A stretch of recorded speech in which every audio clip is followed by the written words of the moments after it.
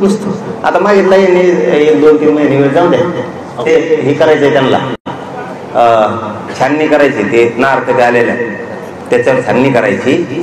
तर त्याच्यावर जे आक्षेप आले, हरकती आल्या, त्याची त्यांना काहीतरी बघायचे, वाचायला मध्ये निवडणुकीच्या काळात टाईम मिळाला नव्हता, त्याच्यामुळे आता ते वाचून पुन्हा हे करणार आहेत. तेही त्याच्यानंतर 2-3 महिन्याचा करतो म्हणले. बरोबर करणार? ओके. म्हणजे ते विधान जर नाही झालं तर मुंबईची तारीख डिक्लेअर करतो, तुम्हाला काय करायचं? पण मुंबई देवारीला जाताना असं तसं नाही जायचं बरं का. निवेदन वापस नाही, मीच येत नाही आता, जाऊन तिकडे मी का करलो आता वापस. आता आपण एकदा गेलतो, 2012च्या कायद्यात दुरुस्ती केल्याशिवाय मराठ्यांना ओबीसीतून आरक्षण घेता येत नाही. कारण 2012चा 2001च्या कायद्यानं मजबूत केलेला आहे 2012चा कायदा, म्हणून ओबीसीचं आरक्षण मजबूत झालेलं आहे 1967चं, 2001, 2000 आणि 2012 नुसार.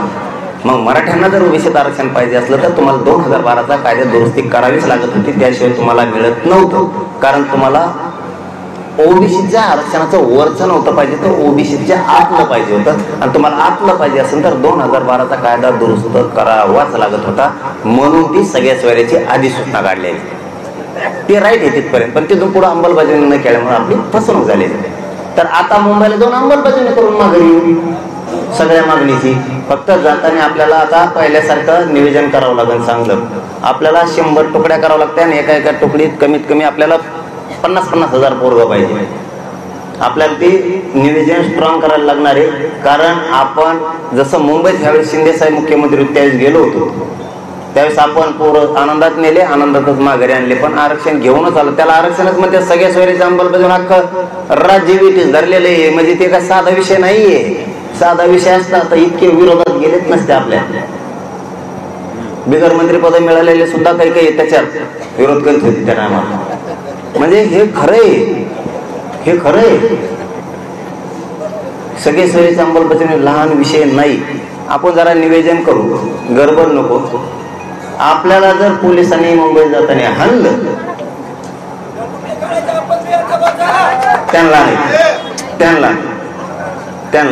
त्यांचा दोषच नाही. आपली बेंकुटीला रप्पा सगळं रक्त डोक्यात फोडू काढले, आपले सडकून काढ आपल्याला, तसं होणारच नाही.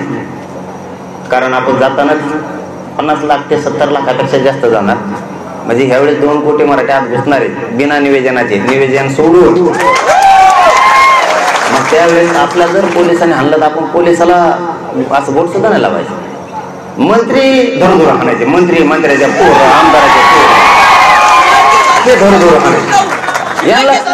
यांना हाणायचं. पोलिसांना आपलं हाणलं का पोलिसाला म्हणायचं रामराम, आणि यांना धरायचं हाणायचं, यांना सोडायचं नाही. आणि जर त्यांनी आपल्याला आपली मुंबई म्हणून आपल्याला जगू दिलं, ही धमकी नाही.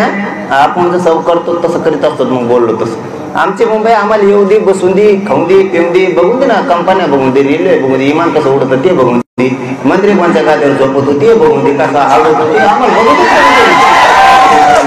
आम्हाला घर नाही बघून द्यायचं मंत्र्याची.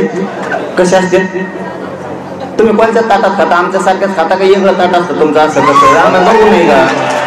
तुम्ही चहा कोणत्या कपात खाता? बिगर दांड्याच्या दांड्याच्या प्याता? आम्हाला बघून द्या ना. आम्हाला बघायची इच्छा आहे, बाकी काही नाही. मंत्रालय कसं असतं बा, मंत्र्याचे बंगले कसे असते, बिस्किटाच्या कंपन्या कशा, रेल्वे कशी पळते, उलटी पळते.